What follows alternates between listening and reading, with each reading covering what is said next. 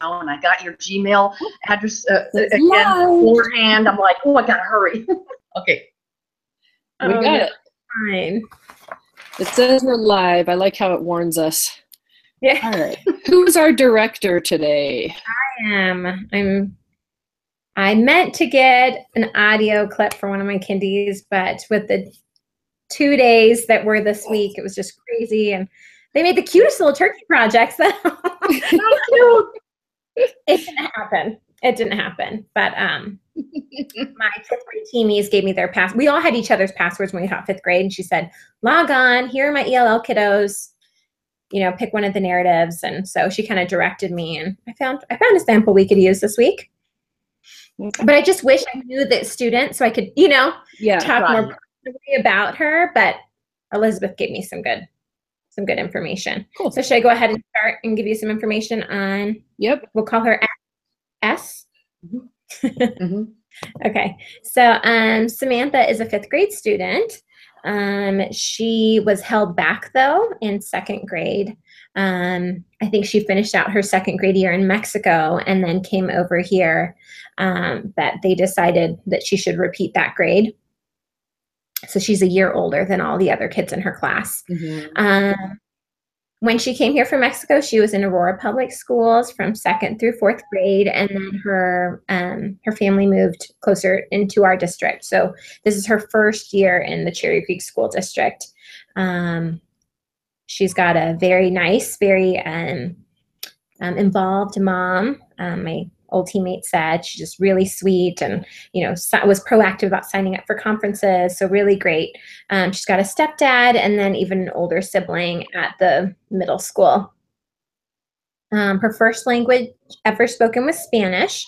And now she speaks, understands, reads, and writes mostly in English. They still do speak some Spanish at home. I talked to the ELL coach at our school, ELL teacher, and she said she's a level D, I think she said, on the home language survey. And I said, well, what is that? You're going to have to explain that to me. I don't think I've read about that quite yet, or is it something a district does? But that just means just their level of comprehension when it comes to the English language. So again, she can speak, read, understand, and write mostly in English. So when I talked to S's teacher, she said that she was a really kind, really sweet girl. She's very mature, and it makes sense, knowing that she skipped a grade, or not, she had to repeat a grade. So she is very helpful, very mature, in comparison from the rest of her fifth grade kiddos. I think right now she's reading at a fourth grade reading level. And at the recent parent conferences that the students presented their work and their growth at this point. I love that they're student-centered, man. I miss that now teaching kindergarten that I'm talking about. Whereas when I taught fifth grade, well, you answer your mother's question. How are you doing with math? Or give her an example, pull up a writing. It's not student-led anymore. But anyway, so she relayed the grades to her mom, and we're a standards-based school. So on proficiency, it's, she's making steps towards proficiency. So she got a lot of 2s on her report card. But she was disheartened by that, but definitely motivated to do better. And she told Elizabeth, her teacher said that she wants to make sure that she improves those grades. So I think that's a really good attitude and outlook to have. Right. And that's what I know. Do you know Rita scores or anything? Very good question. Level 4 is what Carol is what our ELL teacher said. Okay. Level 4. That's the Rita, right? Mm-hmm. Okay. Yeah, it's so nice that they have the access and all those scores. Yeah. It's hard when you're dealing with kindies, Right. And then the sample that, we got to read was just a narrative, a spooky, a mystery story, which she had really great style, I think, and really great details. And, but I needed to put on my little, what are those called? Like horse blinders or whatever, Stay focused on the grammar tasks. I'm like, wait, that's pertinent to last week's. Or correct this right here, rephrase. I'm like, wait, no, verb to be, verb to be. Right. So I just took that document and saved it as a Google Doc because when I went to save it from the Gmail, really, you trying to blind us, Ellen? Oh, am I doing it again? Yes. There. Well, I can turn that off. You're fine. I was teasing you because we talked about it before. Hey. Anyway, when I put it into Google Doc, I was like, hey, I could just do a search for, am, is, are, was, were, be, and then we can see them. The only ones that I missed were the ones where it was a contraction. So like it's IT''S. Right. So I noticed that when I read through the story, but anyway. And you are the grammarian, right, Katrina? I am the grammarian. You want to, it's quite blank there. Jump in. Well, I think that's probably why they split this out, because we do just the verb to be this week, and then next week we kind of move on from that. So when I was pulling stuff from the text for our little cheat sheet, which I copied into our protocol that's in Google Docs, it talks about verbs in general, but you can kind of pull out the be part. I didn't really want to delete, and maybe we can decide as a group, all of the verb stuff, because I think it helps me anyway to kind of differentiate. So like the very top section talks about what is a verb, something that shows action or being. We're only focusing on the being this week. So we're just focusing on be, am, is, are, was, and were. Right. So we don't really need to talk about what does the verb answer, what question does it answer. Right. But when we're doing the being or existence, I always feel like is and am is kind of like an equal sign. I am sad. I equal sad. Or it is hot. It equals hot. So that's kind of how I've looked at it. So they didn't really have any slots in the book about that, but that's probably how I might approach teaching it, kind of teaching it sort of like an equation. The common ESL errors, I pulled all of those from the book. The one that really matters to us the most is misuse of have for be, especially with Spanish, like the example of I have hunger, or like my kids will tell me, I have 7 years, and I know they mean I am 7 years old, but they're the am instead of have anyway. Sometimes the auxiliary verbs and questions and that sort of thing, we can skip that section. Then linking verbs and auxiliary verbs, that's where the forms of be also come in. So not just the forms of be being like an equals, but as part of something else. So we have our little charts of I am, you are, we are, he, she, it is, they are. And then here's our fun ESL errors. So using am, is, or are with the wrong subject. So this is like your singular versus your plural. Or just leaving it out. And then again, the have and be. And then sometimes just not including the subject. Like we have to do that in English, but maybe not so much from another language. Then there's the past tense, was and were. The negative forms of be, so am not, is not, are not, was not, were not, for present and past. And then the contractions, I never thought of this, but contractions of the form to be are possible in both the affirmative and negative in the present tense, but only in negative in the past tense, which I just never noticed until I saw the little chart in the book and I went, huh, cool. Yeah. The things you don't know about your own language, right? And then the question forms, how we have to invert it. That can be tricky. Then I really like this one, the grammatical patterns for be. Be plus adjective, be plus noun, be plus prepositional phrase, adverbs, present participles, past participles, noun clauses, blah, blah, blah. So we will probably be coming back to that as we go over the sample. But basically, B has to do with existence for the most part. Mm-hmm. Very good. Very thorough. I mean, like you, as I'm reading along, it's so funny. I just think back to my Spanish class that I took in high school, you know, because I don't remember learning all that. You know, it's something that is modeled for us as innate. And I think we did some of this work in grade school. You know what I mean? I remember our language arts section or copying sentences from the book or diagramming to some extent. Yeah. But yeah, I was just looking at just the past, the present tense, and just, you know, B plus noun, B plus location, B plus, you know, and just inserting those in a language I was learning and not, I don't really think about it with English. So it's interesting thinking about it when it comes to our own language, you know? Yeah.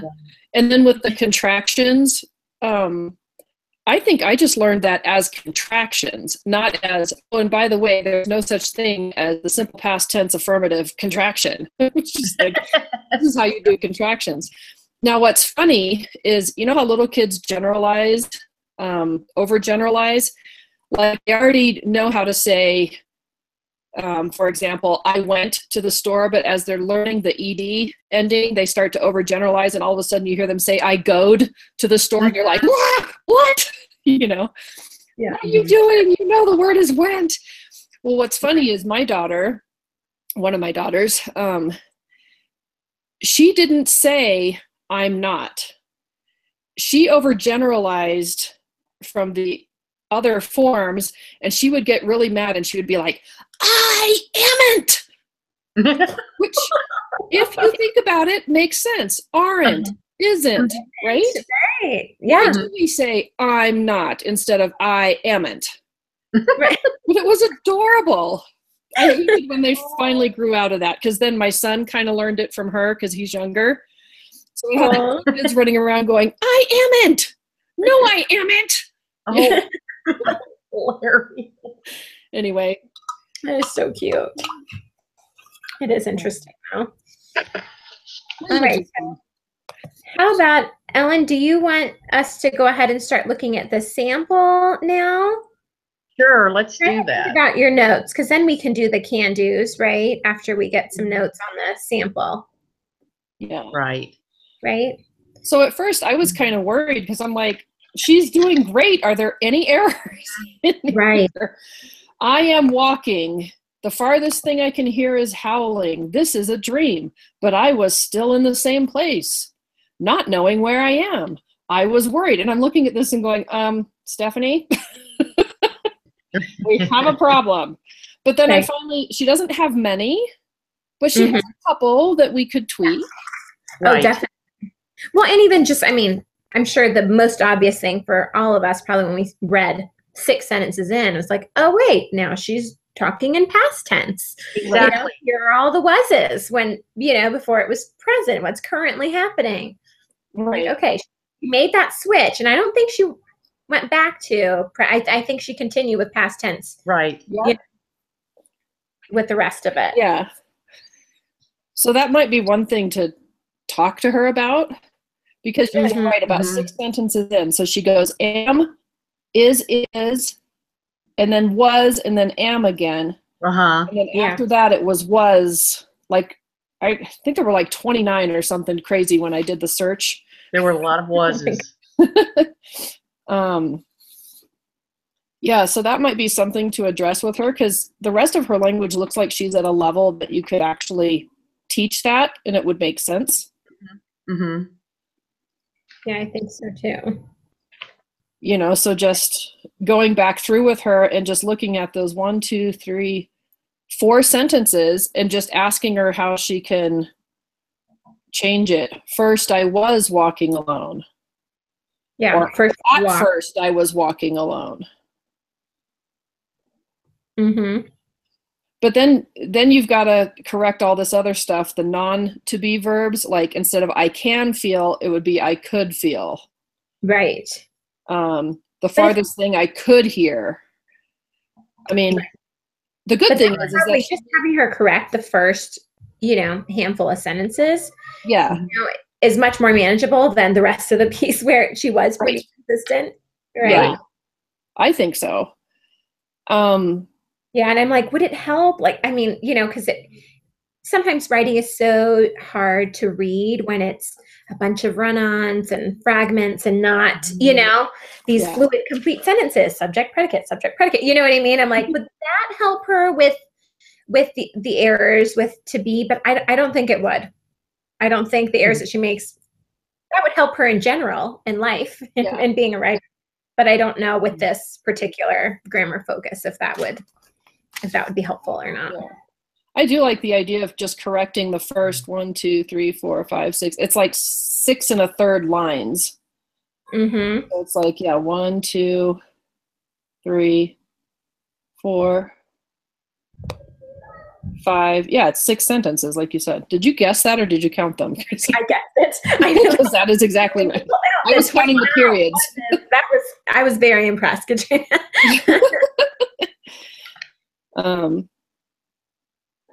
There were a couple funny sentences, though. I'm trying to think. And one in particular that I wanted to talk about just because I wanted to know what you girls thought. But I don't know if we want to go in order and then I can come up with that thought. I don't know. Go for it. Okay, I'm trying to think. I did say where I am should be rephrased. Hold on. So I sat down. Can you see that sentence? So I sat. Why did I wake up? Sentence 6, line 6. Oh, yes. That's what you do next time. Like Shakespeare has it, right? Just do the different lines. I thought about that. I was like, that is far too much trouble right now. I was still in the same place. I started to get more scared. So I sat down and thought, why did I wake up and then not knowing where I am? So that wasn't the focus one, but how would you rephrase that? Not knowing where I was, not knowing. So I sat down and thought, or should we teach her quotations, right? Like actual dialogue? Or even just a comma after the thought. So I sat down and thought, why did I wake up not knowing where I am or not knowing, what did you say? Why did I wake up not knowing where I was? Yeah, that's what I was trying to think. And not know where I was? Right. Yeah, that one's kind of awkward. So I said, why did I wake up? Yeah, I was wondering if it was where I was. Where I was. It would be fun to use this next week also with the other verbs, but I don't think we're allowed to do that. Right. But that was my thought when I was doing this was, walking, smells, feel, hear, step. Well, I have more of these 5th grade samples if you want me to snag a cup. I mean, I could, I think it's my turn to pull one, and I have to see what I have because I think I've got my little kindergarten friend. Okay, perfect. Who always tells me that things rolled up when what he meant is they rolled. He loves it when things roll off the table, so it happens a lot in therapy. Then he screams, "Look, it rolled up!" I'm like, it rolled off the table, but okay. I know you do that each time you have them, right, Katrina? Yep. All right, so I'm guessing we're not going to worry about that so much, except just changing that to was. Was. Okay. Okay. But and then all of them are they're consistent. I think they're used correctly, right? I'm trying to read this and talk to you at the same time. Yeah. I mean, I am walking alone. The farthest thing I can hear is howling. This is a dream. I was still in the same place. And then the one that we just discussed, I was worried while I was walking. It was getting darker. I was right. It was a waterfall. It would be pitch black. My left foot was on and fell off the edge. It was 6 a.m. I was so sore. I was walking. I was asleep. My dream was about me walking around. I was not alone. I was walking. All I heard was little kids laughing. Then this one after that. What's that? Sorry to cut you off.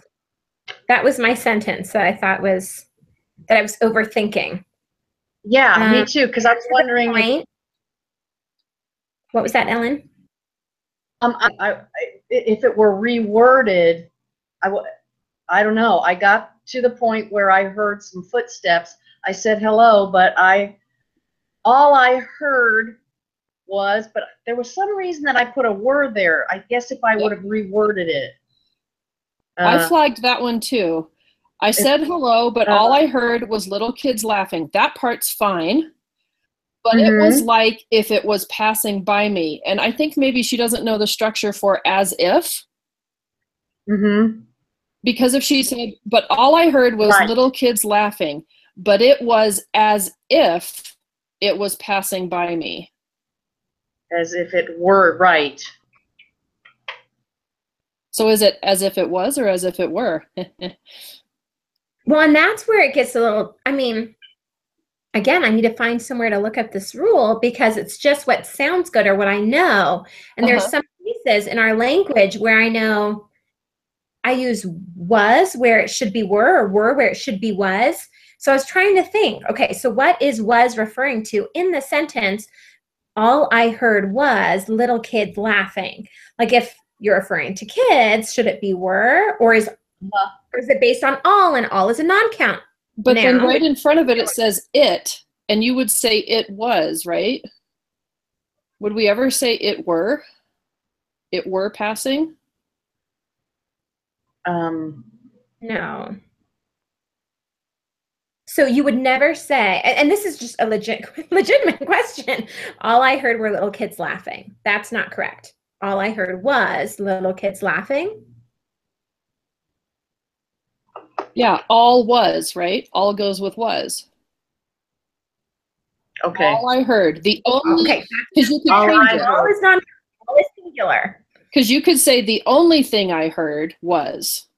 Right, right. And then it's singular. Right. I think that part's fine. It's the part that starts with but. Has nothing to do with it. It's not where. Okay, but do you see how it could kind of flow? Like it just doesn't. I don't know. Seem odd. I don't know. Right. I want the exact rule. I mean, and maybe that's what it is. All is singular. So therefore, was. I don't know. Wow. But it's interesting that Ellen, you were thinking were as well for that one. I know, because right? I forget how I should have written it down somewhere. Because I think I switched some things because it didn't make sense to me. If it would have been structured different, it would, if they were different, I don't remember. I said hello, but all I heard was little kids laughing, but I did write it was as if. Yeah. It, and then I had a were or was passing by me, but it.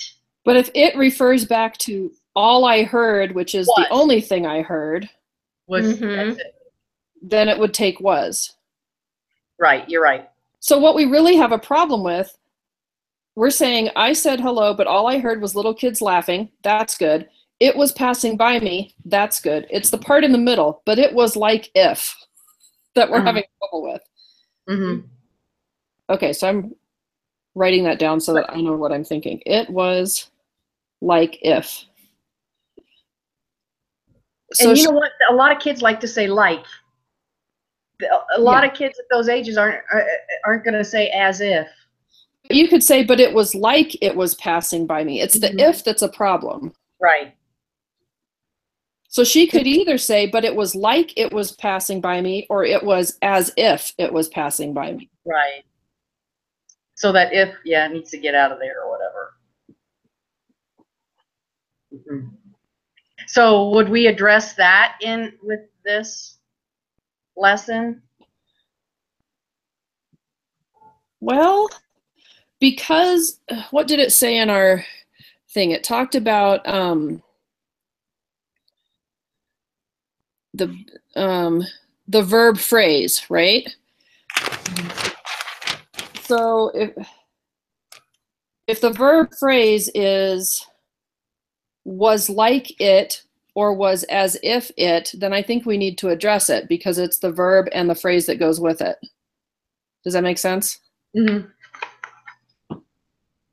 are you looking at that?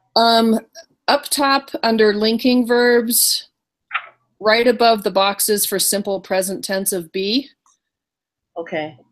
Okay. Linking verbs are a very special category of intransitive verbs. They do not express action. They don't have an object. And then we've got the helping verbs. This one's not a helping verb. Were you looking at on your document that you put that pasted Yeah. down? Okay. Yeah, it's copied into the protocol. Okay. Yeah, I didn't download that, but it's on. Yeah. Okay. Okay. I would say it needs to be addressed because it's Okay. part of the phrase. What do you guys think? Yeah, Or ladies, as Stephanie keeps calling us. I say you guys.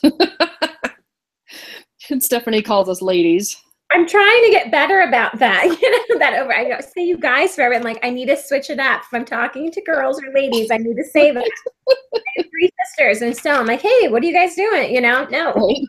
I always say guys. Yeah. Yeah. But hard. It's a hard habit to break when. Yeah. Right. So address it or don't address it. What do you think?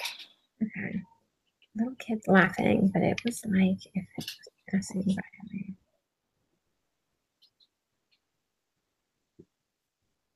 Maybe not if. If is the problem, if is not our focus. Right? But she's using it as part of her verb phrase. Was But like it if. was like, but we can scratch that out.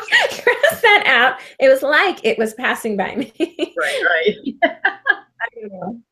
And then, talk to her about which word choice. It was as if, it was as though, it was. Oh, as though. Good grief. Thanks. Now you just. If you were trying to think, if maybe she's trying to make some sort of simile, right? Yeah. Like there's a lot of different ways we can go with this, but I don't think what's the problem there. I think if is. So we would save this for a lesson I don't on know. similes and metaphors. Why not? Okay, moving on then. So that doesn't mean. We only spent 5 minutes on that sentence. No, but it's good processing. Okay. No, I'm with you. I'm with you. I mean, she used was 3 times in that sentence. We needed to look at that. Right. Okay. So the next okay. problem is 2 sentences down. Who were those footsteps were coming from? Right. Oh, yeah. I know, and I wanted to rephrase that. I want to ask her about that sentence, actually, because I wonder if she meant, like, where. Yeah. I would find out, not who, I would find out where those footsteps were coming from. But yes, there's who in there, so it throws us off, right? I find out who were those footsteps coming from. I was thinking, is it, I would find out whose footsteps were coming from, blah, blah, blah. Yeah, see, I think we can just take out the first were. I thought if I followed them, well, the whole sentence is awkward. I thought if I followed them because I thought I would find out who those footsteps were coming from. Mm-hmm. I think she might have been starting to say, who were those footsteps from? Right. And then kind of partway through her sentence was like, we're coming from. Mm-hmm. I think she needs to just delete one of them. Who those footsteps were coming from. Or who were those footsteps coming from? Because she has a choice, I think, to delete one or the other. And say where and find out where those footsteps were coming from. I noticed I had students, that would confuse were for where, and so that's what I would want to ask her as her teacher. I would want to ask her, and clarify. So what are you trying to say in this sentence? And does that make sense? So are we finding out who, or are we finding out where? What is this person going for in the story? They want to know the person. They want to know where, the location. I'm guessing because of the previous sentence about where she's talking about little kids, I'm guessing she meant to say who. Okay, who were those footsteps coming from? So just get rid of that. Get rid of the second were. Or the first one, either way. Mm-hmm. Who were those footsteps coming from, or who those footsteps were coming from?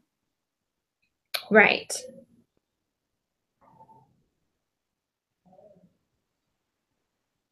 Yeah, but we need to get rid of one of them. Okay. So we would talk to her about which one of these we would want to delete, or what are we saying? Sorry. Yeah, I mean, I think that's exactly what we say, you know, and if we even frame it in the way Katrina, you know, talked about it in the beginning about the verb to be being the equal sign, you know, it's redundant, you know, it's unnecessary to have both of those in there. Okay. So which one makes the most sense to delete? Maybe the first? Or which one sounds better to your ears because they're both correct? They're both correct, but having both of them is overdoing it. Yeah. And given that she's at a level 4, and that she's reading at a 4th grade level, this might just be an editing issue.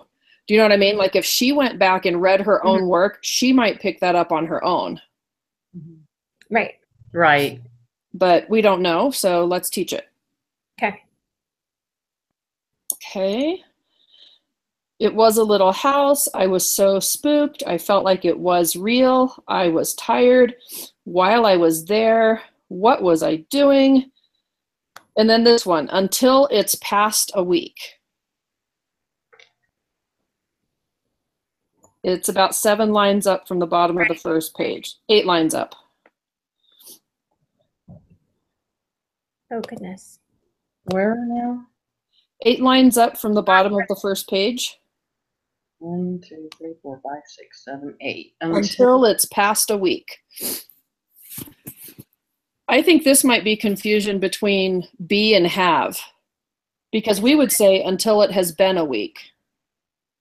Okay, I'm not finding it. Why not? Okay, the 8, starting down at the last sentence. Do you see the all caps forest? Yes, yes, yes. Thank Down you. from that. Okay, gotcha. Okay. So it says in the forest and can't go back until it's past a week. Mm-hmm.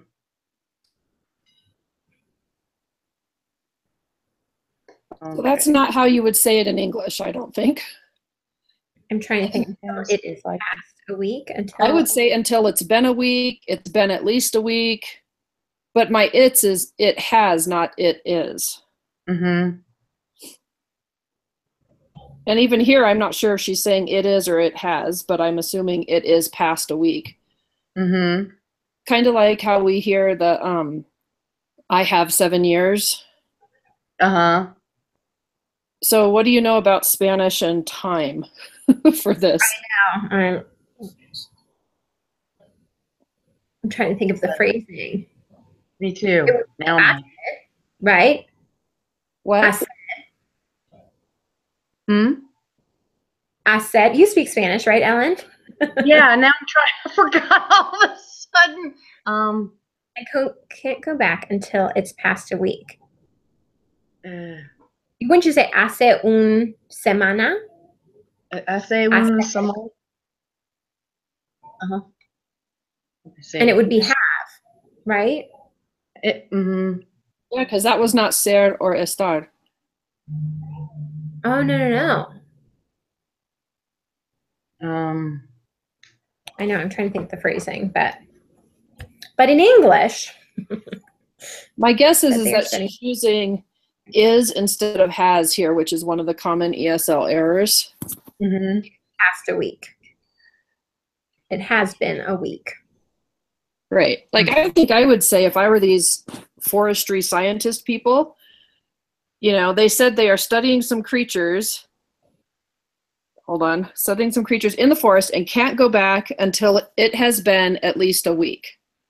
Or they can't go back for a week is how we would probably say it. But I think she's using is instead of has. So if we're going to say that, then we would need to use has in our correction. Has been. And what's has been? What is that phrasing in our book? I know it's in here. I know, I'm scrolling down to see if I find it here.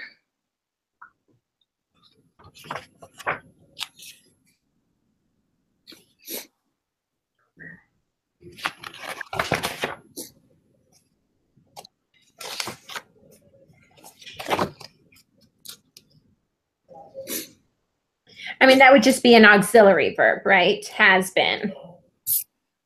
Which is the auxiliary? No. No, we wouldn't have the other verb. Just kidding. It is not.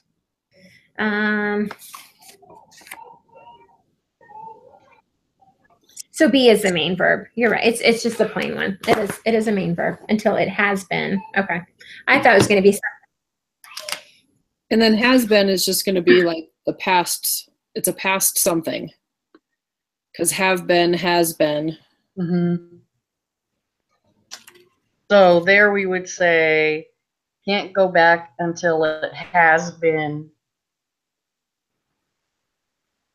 Yeah. Yep.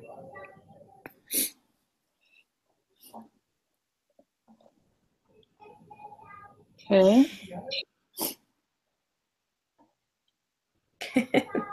My little one, they're eating dinner downstairs at our dining room table, and I can just hear him going around saying happy holidays to everyone. My tablecloth and everything is still set from Thanksgiving. I didn't remove it, and he went around and said happy Thanksgiving and what he was thankful for. But I hear him. I think he's trying to start that up again by saying happy holidays. There you go. It's not a bad thing. No, it's not. It's not.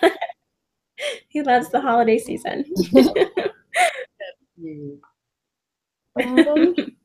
Let's see. Okay. I'm not sure what she meant here, but it's not our focus. So I wanted and waited, maybe watched and waited. Uh-huh. And they said they had to be inside. That's good. Be inside. Mm-hmm. Then we have this issue. When we inside the tent, she's missing one. Hold on. When we were. I missed that before. Me too. And that's, well, it says one of the common ESL errors is omitting am, is, or are. Mm-hmm. I think we know that she knows be inside. So the fact that she doesn't have were inside, like another form of be there, mm-hmm. is interesting. And it may just be a simple writing error because she has two other words that start with W. Mm-hmm. Have you ever done that where you mean to write when or something and you type WE or something like that? Mm-hmm. Or you go to type when we were and somehow you leave one of those words out? Right. But, we might want to just point out to her that here she used be inside and she needs to do the same thing here. We were inside. Yeah. That wasn't where I was going. That just popped out at me. Right. They're like, something doesn't sound right. When we were inside the tent. They said their name was George and Maddie. So this is a problem because we've got two names. Their names were right.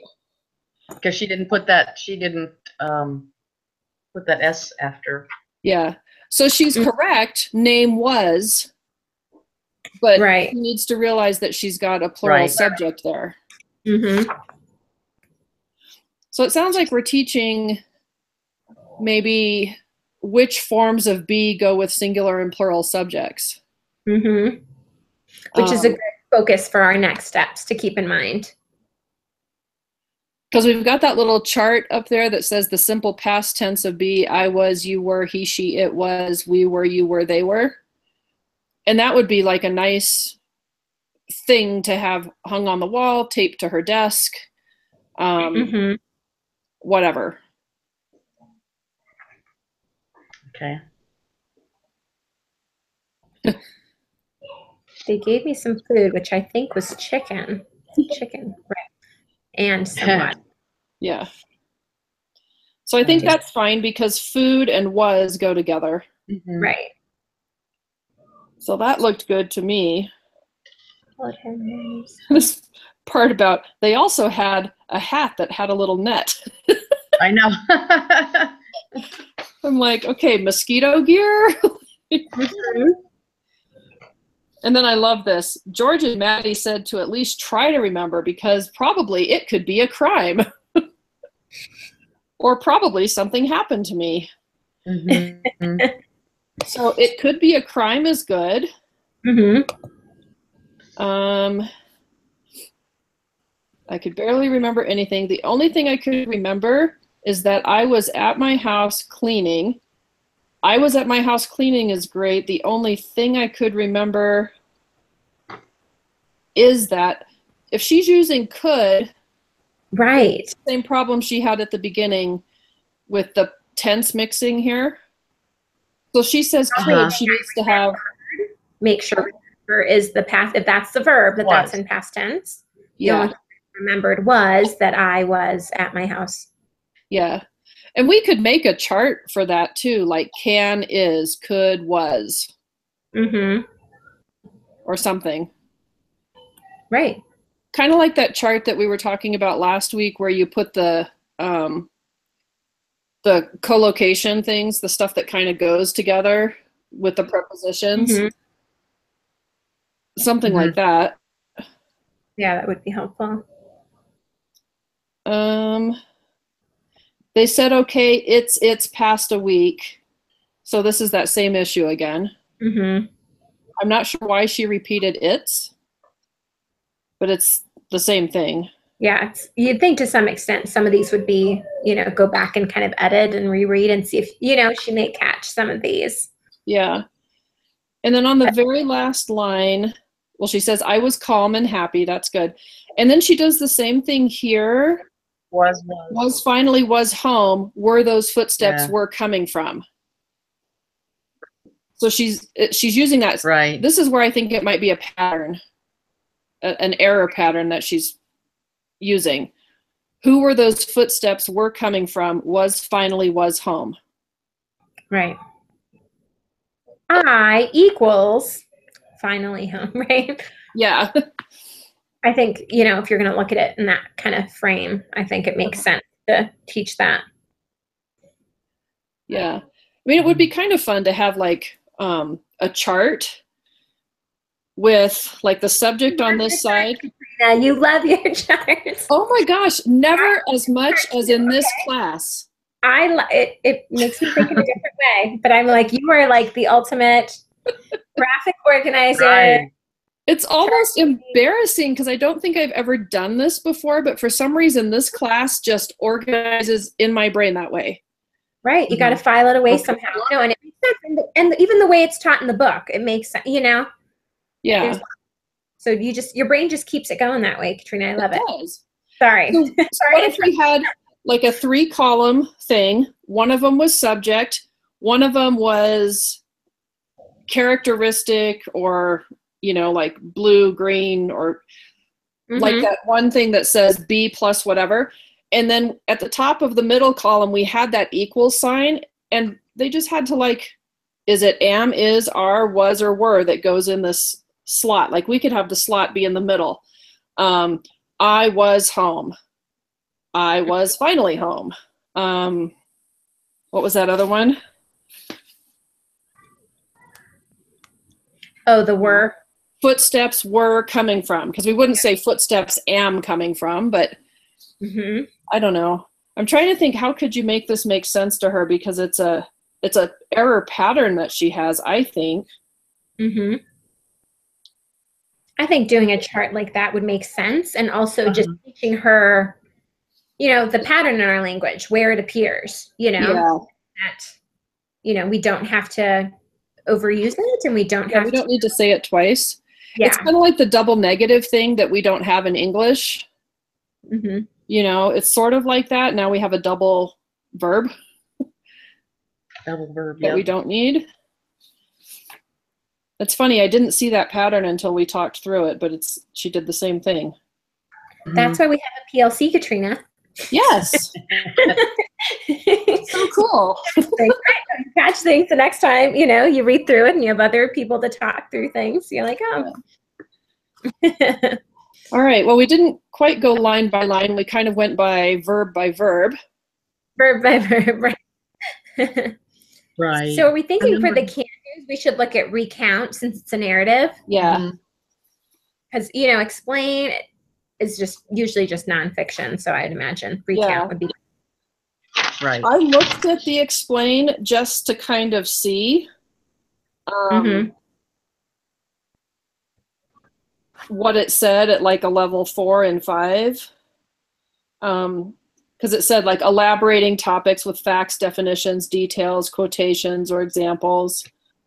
I mean, she kind of does some of that. She doesn't put it in quotation marks, but Right. Anyway, yeah, I think recount's probably our best bet. Yeah, she definitely elaborates on her topics if you are looking at that level 4. But I don't know if it's just, what do you think, Ellen? I looked at recount and writing. Okay. Mm-hmm. That's Okay. where I spent most of my time. Okay, let's look at that then. Mm-hmm. So should we start at 3, or do we want to go all the way back to 1 and just make sure she's checking off all of that? Or can we presume competence at those earlier levels? I think we'd presume competence at entering and emerging if she's a level 4. Okay. Mm-hmm.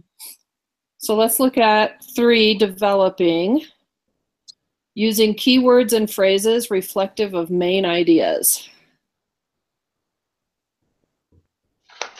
I would definitely say that of this mystery assignment that she used words that were pertinent to that topic, and even some really good phrases, as you were saying, with the use of be. There were a couple different lines in there that were like, wow, that's an impressive, sentence. Yeah. It's just like a period, but I did enjoy her phrasing of that. Right. And conveying details using concrete words and phrases. Oh, yeah. Did do that. Crunchy leaves, broken branches, cold, hard wind. Right. So I think solid at a level 3. Solid Definitely. level. And then I looked at her transitional words, and I just went through and circled them. She's got first, also, after, so, while, then, next.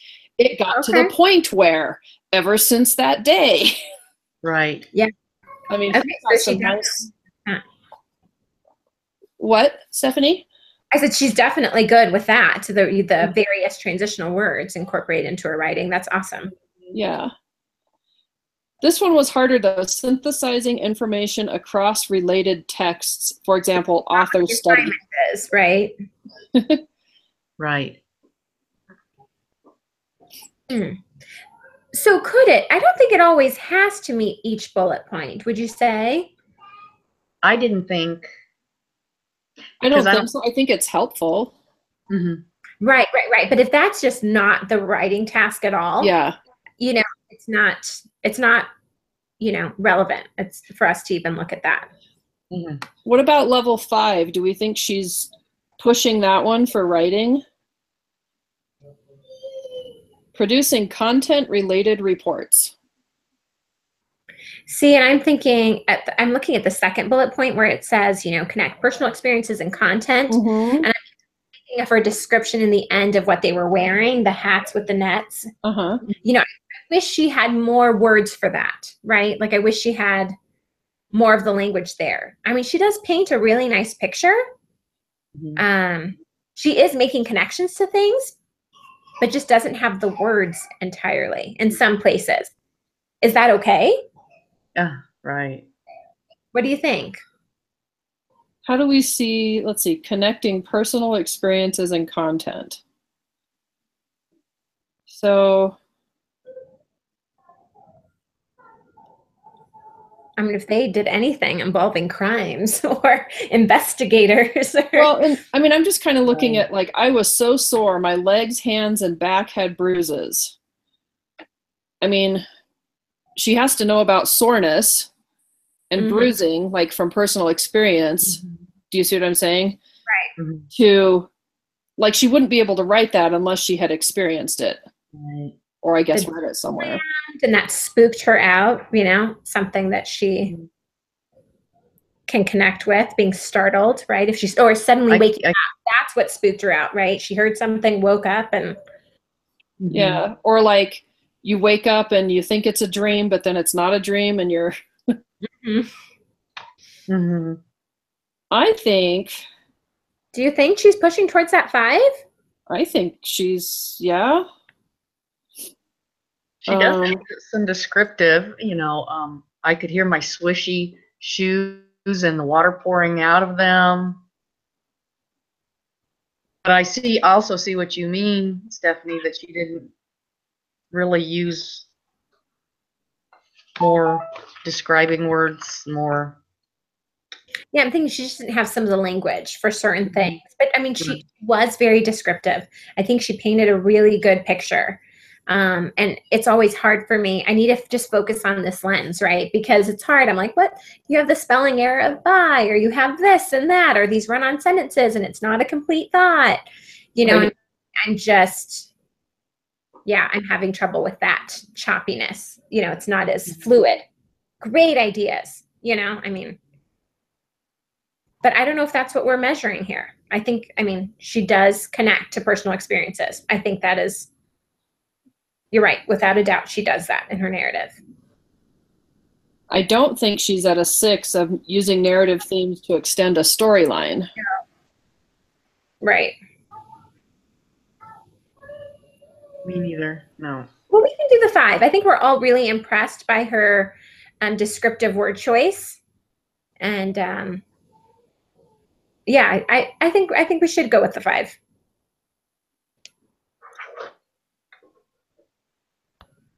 I know in your that one class, Katrina, you guys always towards the other end where it's like, oh, maybe we should measure. And that's where my brain is. I'm kind of like, no, never mind. 4, Stephanie, 4. I mean, I feel like based on her writing that I could assume or presume that she could produce content-related reports. However, I don't have that evidence. Right. You know what I mean? On the other hand, we don't have evidence that she's synthesizing information across related texts either. Right. I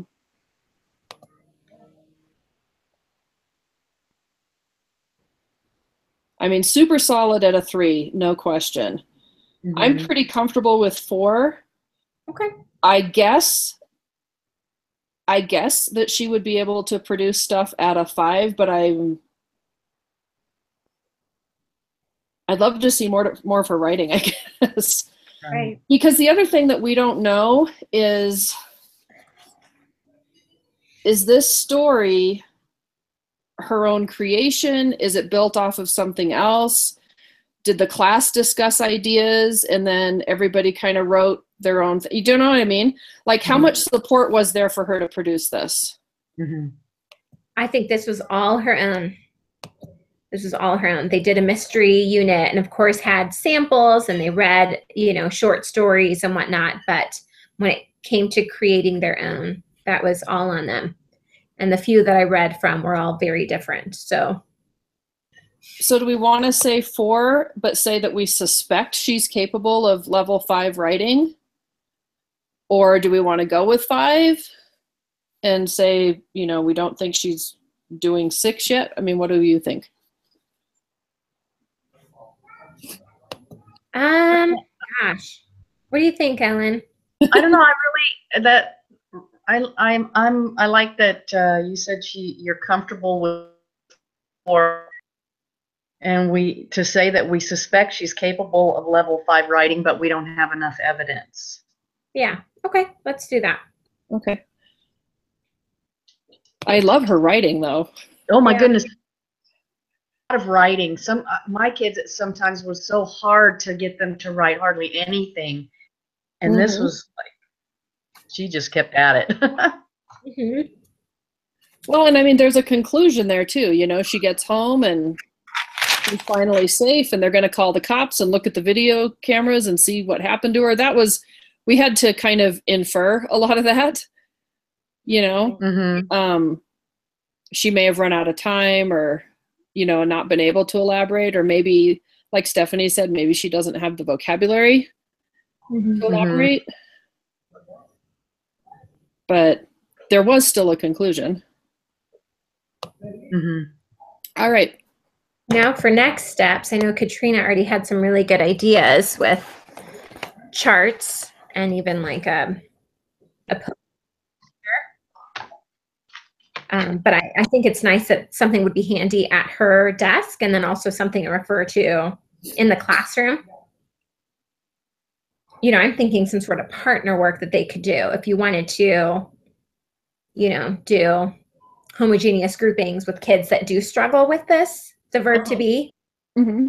I mean, I know we were talking about the sequence picture cards in kindergarten, but I'm like, I'm sure you could get some sort of picture action with people involved and have them, if you give them past tense or present tense and have them tell the story of, right? You can do some sort of partner work with that or small group work with that. I like your idea of visual. Pulling kids together that are making similar errors and kind of doing the mini lesson. I like that idea too, because that's like a interactive. So it's like, I'm not picking on you for your writing, but let's all have a lesson about how, can goes with was, and, or can goes with is, or whatever we were saying. Now I can't remember. Right. So doing a small group for a mini lesson to address the error, right? Yeah. The only thing I could remember was that.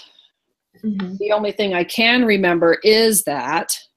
But doing, the mini lesson on some of the grammar points, and doing a mini lesson on that one where she's using the double verb that she doesn't need. If there's other kids that are doing that. Yeah, no need for that double verb. And then they can kind of play around with where do they want it to go. Do you want it to go in this place or that place? You've only got one. Where do you want to use it? Don't go crazy with, putting it at the end of the sentence or something, but more like it could go here or here. Both are correct. Which one sounds better to you? So would you do any sort of, I know we've talked before about kind of grouping the sentences or chunks of words and kind of looking at that placement to physically place it within the sentence. What sounds good? I think so. Subject, this is where the equal sign goes, or, it could sound good also, but having a kinesthetic way for them to place. Kind of like sentence strips with the group of words. In a chart, you could have it in your pocket chart, or have little magnets on it if you have a whiteboard that's magnetic, or. You could even display it both ways. This is an acceptable way to say it, and this also is an acceptable way to say it.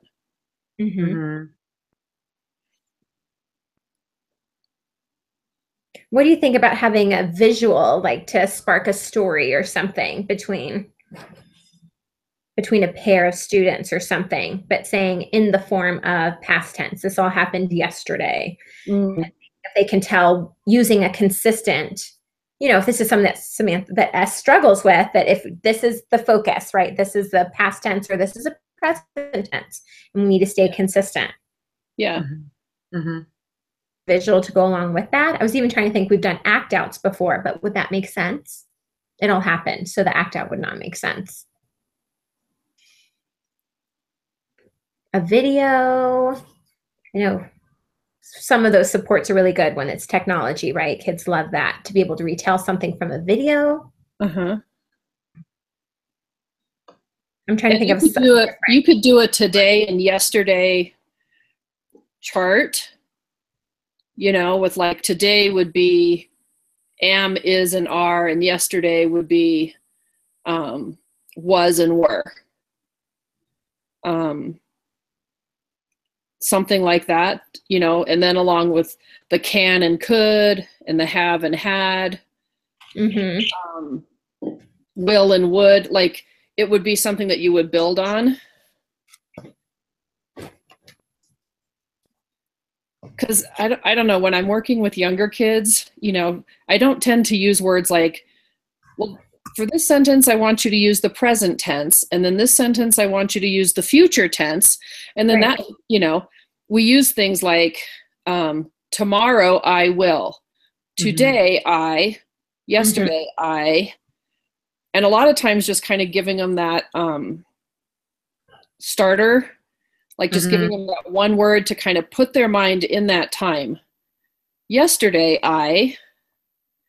Because just having them go through and conjugate it like I learned how to in Spanish in high school. Right. He, I am, he is, she is, it is, we are, they are, it's like, nah. But making it real, yesterday they were drinking. Today they are drinking. Tomorrow they will drink. That kind of stuff. But just keeping it to like a today and yesterday chart even. Or a right now and yesterday.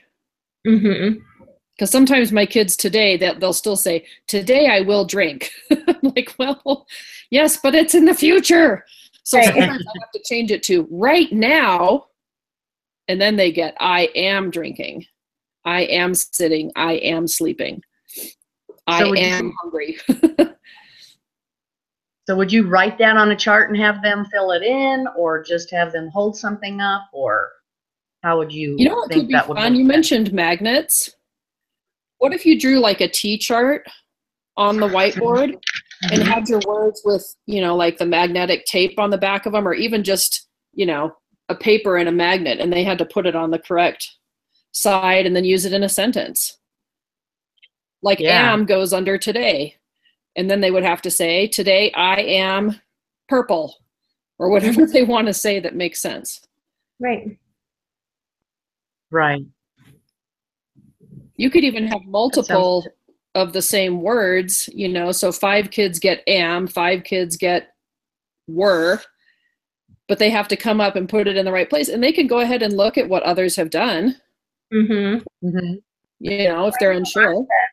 5th grade teachers have smart boards in their room. So even if they created a smart board lesson, the kids got to move it to where, you know, it goes within the sentence too. You know, that's nice and interactive as a quick little warm up or something, even to the writing lesson for the day. Here's a little grammar, you know, grammar quickie, and then move on to the lesson. But utilizing that smart board would be good too. Yeah.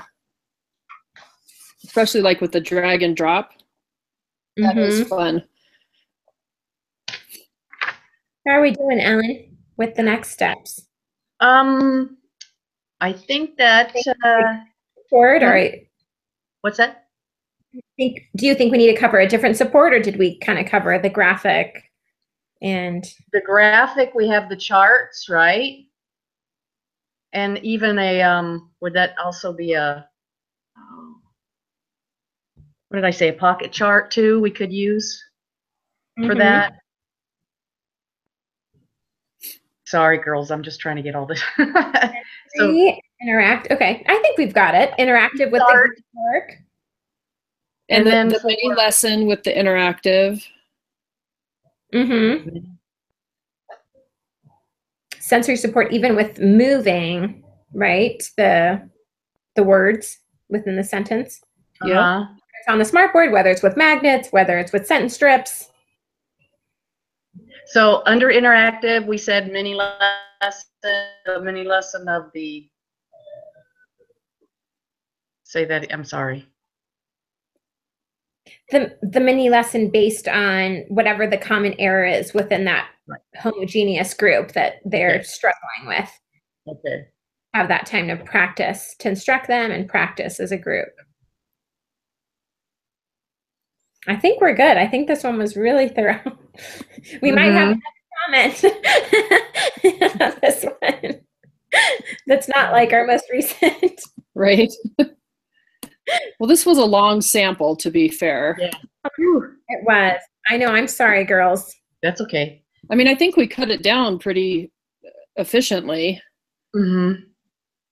So. Yeah, this is good. Just one more to go, right? Yep. Yeah. Yeah.